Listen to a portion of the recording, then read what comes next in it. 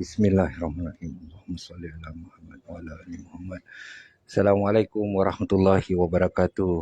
Okay, hari ni I want to make a short video berkenaan miskin jiwa. Bukan orang gila orang yang miskin jiwa ataupun orang yang miskin ilmu.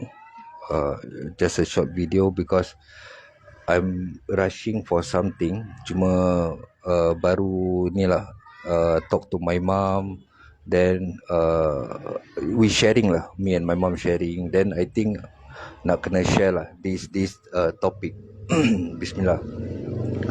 So kalau kita nak tahu whether kita ni miskin jiwa ataupun tidak, like I say, miskin jiwa ni bukan orang gila.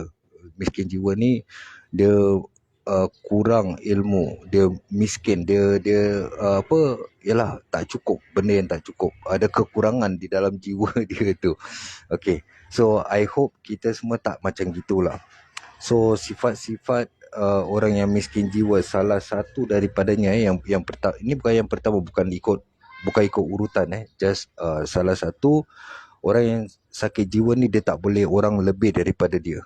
Bila dia nampak orang tu lebih daripada dia, bila dia nampak orang tu ada kereta, ada mobil, ataupun ada duit banyak, ada customer banyak, bisnes dia sukses, apa-apa sajalah dalam hidup, mungkin dia ada suami handsome ataupun ada isteri yang lawa, orang ada anak, kira orang yang tak puas, yang nampak orang tu lebih daripada dia, dia rasa macam ada perasaan sakit hati, iri, something like that tu orang sakit jiwa, miskin jiwa. Dia punya hasad, dia punya iri semua timbul di dalam hati dia. Kadang-kadang dia pura-pura, oh bagus alhamdulillah, syukur, tapi dalam hati dia tu ada benda-benda ni. So kalau kita check diri kita, bila kita nak tahu diri kita, kita try tengok orang-orang di sekitar kita. Kalau orang tu ada lebih daripada kita, apa yang kita rasa? Apakah kita benar-benar 100% happy untuk dia, ataupun kita ada rasa iri, dengki, hasad, kecewa, benda-benda gini semua. So itu salah satu sifat orang sakit jiwa. Dan yang kedua, orang yang sakit jiwa ni dia tak pernah puas apa yang dia dapat. Dia jarang bersyukur. Dia tak pernah puas dengan apa yang dia dapat. Jadi makin dia dapat banyak, makin dia rasa tak cukup, makin tak puas. Macam dia dah dulu dia nak beli kereta, tak ada kereta. Bila dah ada kereta, dia rasa tak puas. Kereta ni kecil lah apa, dia beli lagi kereta lagi baru. Ataupun dah ada apa saja yang dia ada tu, dia rasa tak cukup, dia belum lagi rasa puas. Jadi sifat syukur tu kurang. Dia rasa tak puas dengan apa yang dia dapat, apa yang Allah dah takdirkan untuk dia. Dia rasa macam dia boleh dapatkan lebih dan lebih lagi. Tapi kalau kita fikirkan, kalau kita kasih contoh, kita dulu mungkin gaji kita satu bulan mungkin cuma $3,000. Dan bila kita kerja keras bertahun-tahun, kita dapat satu bulan tu $10,000. Tapi kita rasa tak puas, kita nak lebih lagi, sampai kita sanggup jatuhkan orang lain. Kita buat macam-macam lah untuk puaskan diri kita kerana nafsu kita. Tapi kita lupa sebelum tu, dulu-dulu kita juga dapat apa yang kita pernah dapat tu cukup untuk kita. Jadi yang pertama tu, orang yang miskin jiwa ni tak boleh tengok orang lebih daripada dia. Dan yang kedua, orang yang sakit jiwa, yang miskin jiwa ni, dia tak boleh dia tak ada rasa kepuasan dalam hidup dia. Dan nombor tiga, orang yang miskin jiwa ni, dia selalu mengharapkan pujian daripada orang. Dia nak orang puji dia, oh engkau ni bagus, engkau ni satu mentor, engkau ni orang sukses, engkau orang kaya, engkau nampak cantik, nampak muda. Dia harapkan pujian daripada orang. Apa dia buat tu selalu dia fikir tentang orang, because dia nak orang puji. Jadi kadang-kadang ni, minta maaf kaum Hawa, jadi bila dia nak keluarkan, okay, aku nak kena make up cantik biar orang puji aku. Walaupun dia tak lafazkan, tapi dia punya niat tu dah ada, biar orang nampak aku cantik, biar orang nampak aku muda, ataupun biar orang tahu anak-anak aku ni pandai. Jadi aku ceritakan anak aku ni tafiz apa. It's okay to share, tak ada masalah, untuk menjadikan inspiration untuk orang lain, anak-anak DJ. Tapi kita tak perlu, kita jangan sampai datang sifat ujub dan kita mengharapkan pujian daripada makhluk. Okey, itu yang nombor 3. Dan yang nombor 4, orang yang sakit jiwa ni dia tak boleh kena tegur. Tu yang paling danger. Orang yang bukan sakit jiwa, miskin jiwa, dia tak boleh kena tegur. Jadi bila dia buat salah tu, bila kita tegur, dia rasa tersinggung. Dia rasa dia selalu benar, dia tak akan mengaku kesalahan dia. Nanti jadilah satu perdebatan. Bila dah berdebat, dia masih tak nak mengaku. Jadi dia ambil, dia buat sociologi.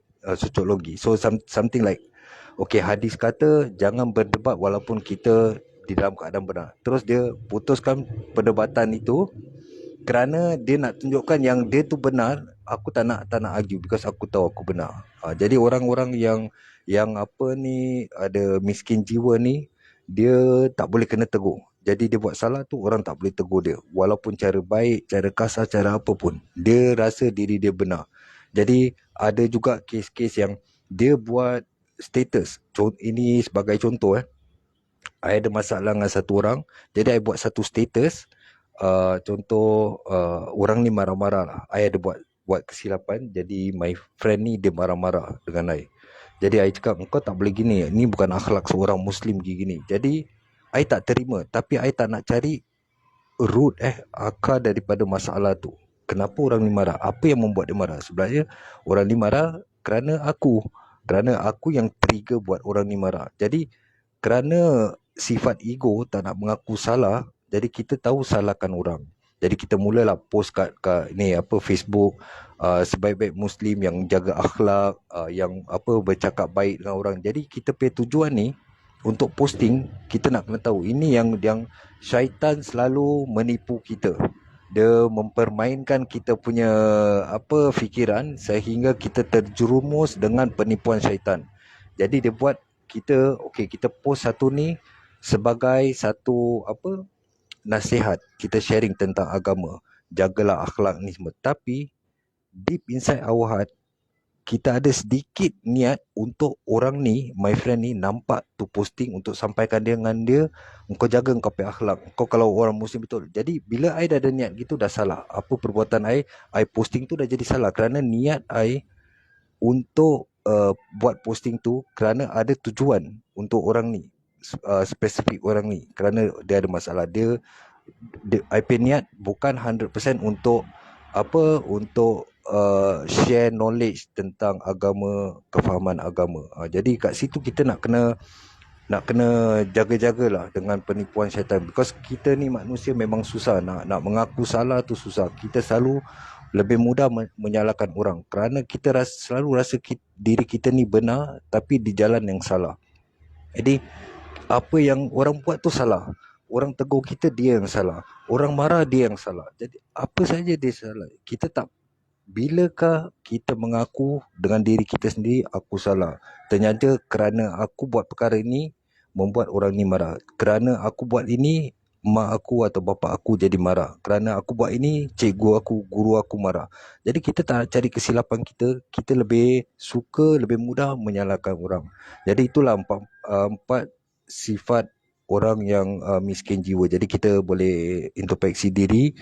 Kita tanya diri kita sendiri, apakah kita salah satu sifat daripada orang yang miskin jiwa. Kalau kita ada, dan kita nak kena perbaiki diri kita. Okay, itu aja yang saya nak share hari ini tentang orang miskin jiwa. Semoga Allah melindungi kita daripada sifat-sifat begini. Assalamualaikum warahmatullahi wabarakatuh.